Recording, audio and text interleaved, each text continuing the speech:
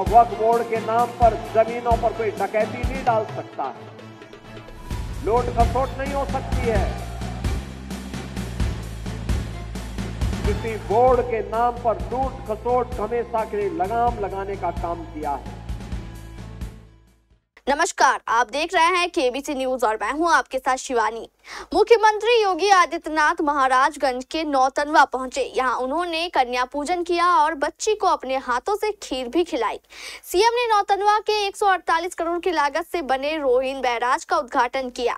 साथ ही जिले में 664 करोड़ रुपए की विकास परियोजनाओं का भी लोकार्पण और शिलान्यास किया। मुख्यमंत्री योगी आदित्यनाथ ने महाराजगंज में कहा कि पिछले दिनों से देश की संसद ने वक्फ बोर्ड संशोधन अधिनियम पारित किया। अब वक्फ बोर्ड के नाम पर जमीनों पर कोई डकैती नहीं होगी, लूट खसोट भी नहीं हो सकती है। किसी बोर्ड के नाम पर होने वाली लूट खसोट पर हमेशा के लिए लगाम लगाने का काम किया गया है। वक्फ संशोधन अधिनियम पारित होने के कारण इस मनमाने पर लगाम लगेगी। देश की संसद में वक्फ बोर्ड संशोधन अधिनियम पारित किया है। अब वक्फ बोर्ड के नाम पर जमीनों पर कोई डकैती नहीं डाल सकता है, लूट खसोट नहीं हो सकती है, चौराहे की जमीनों पर कोई कब्जा नहीं कर सकता है। योगी ने कहा कि मैं इसके लिए पीएम मोदी, केंद्रीय गृह मंत्री अमित शाह का धन्यवाद देता हूं, क्योंकि उत्तर प्रदेश में भी लाखों एकड़ जमीन पर वक्फ के नाम पर नाजायज तरीके से कब्जा करने का काम हुआ था। अब इस लूट पर पूर्णतः लगाम लगेगी। मैं इसके लिए प्रधानमंत्री मोदी जी का, गृह मंत्री अमित शाह जी का हृदय से आभार व्यक्त करता हूं, क्योंकि उत्तर प्रदेश में भी लाखों एकड़ लैंड वक्फ बोर्ड के नाम पर नाजायज तरीके से कब्जा करने का काम हुआ था। इसमें किसी गरीब का कल्याण नहीं हो रहा था, चंद लोगों के लिए लूट का एक माध्यम बन गया था। इस लूट पर अब लगाम लगेगी, सख्ती से लगाम लगेगी, और उसी लगाम के क्रम में आज हम सब आपके बीच यहां पर आए हैं। सीएम योगी ने कहा कि पिछली सरकार को लूटने से फुर्सत नहीं मिली। पिछली सरकारों को अगर जमीन लूटने से फुर्सत मिलती तो शायद विकास कार्य भी होते। वक्फ की जमीनों का उपयोग अब गरीबों के आवास, मेडिकल कॉलेज और अस्पताल निर्माण जैसे जन कल्याणकारी कार्यों के लिए किया जाएगा। अब सार्वजनिक संपत्ति जो भी होगी, जो राजस्व की भूमि होगी, उसका उपयोग विद्यालय बनाने में, चिकित्सालय बनाने में, कॉलेज बनाने में, मेडिकल कॉलेज बनाने में, ऐसे बैराज बनाने में, गरीबों के लिए आवास बनाने में ही उसका उपयोग होगा।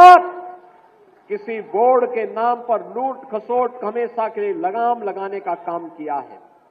वक्फ बोर्ड संशोधन अधिनियम पारित होने के कारण अब ये मनमानेपन पर लगाम लगेगी। यूपी अब देश की दूसरी सबसे बड़ी अर्थव्यवस्था बन चुका है।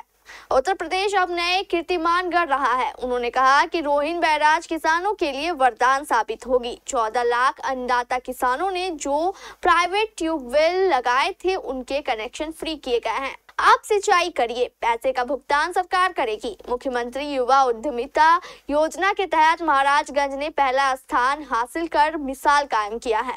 रोहिन बैराज किसानों के लिए वरदान है। बैराज का नाम मां जगत जननी के नाम पर रखा जाएगा। यह बैराज लंबे समय से क्षतिग्रस्त था। अब इसका पुनर्निर्माण न सिर्फ सिंचाई बल्कि क्षेत्र के किसानों की खुशहाली का जरिया बनेगा। 122 किलोमीटर लंबी रोहिन नदी पर रोहिन बैराज बना हुआ है। इस प्रोजेक्ट से 6000 हेक्टेयर क्षेत्र में किसानों को सिंचाई की सुविधा मिलेगी। इस बैराज में नेपाल से छोड़े गए पानी का स्टोर किया जाता है। इससे बाढ़ जैसी आपदाओं से निपटने में भी मदद मिलेगी। रतनपुर मझौलिया में बने डैम से रतनपुर और लक्ष्मीपुर ब्लॉक के 65 गांवों के 16,000 से अधिक किसानों को इसका लाभ मिलेगा।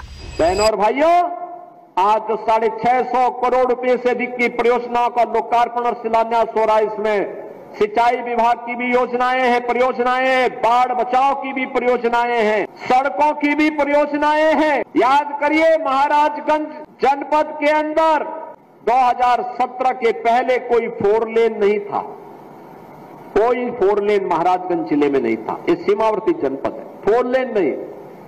अब तो 4 लेन की एक बाढ़ सी आ गई है। गोरखपुर नौतनवा मार्ग, गोरखपुर नौतनवा सोनाली मार्ग के 4 लेन के अंतिम चरणों में चल रहा है। फरेंदा से महाराजगंज का मार्ग ये 4 लेन की दिशा में आगे बढ़ रहा है।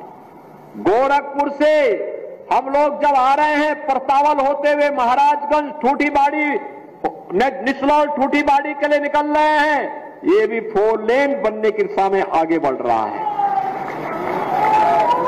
हर मार्ग, गांव का मार्ग जो पहले 3 मीटर भी नहीं होता था, हमने कहा 3 से काम नहीं चलेगा, विकास आगे बढ़ाना तो इसको 7 मीटर कर दो, कम से कम 7 मीटर होना चाहिए। 7 मीटर के मार्ग को 10 मीटर के किए जा रहे हैं। यूपी के महाराजगंज से ओमधर जायसवाल की रिपोर्ट, केबीसी न्यूज के लिए।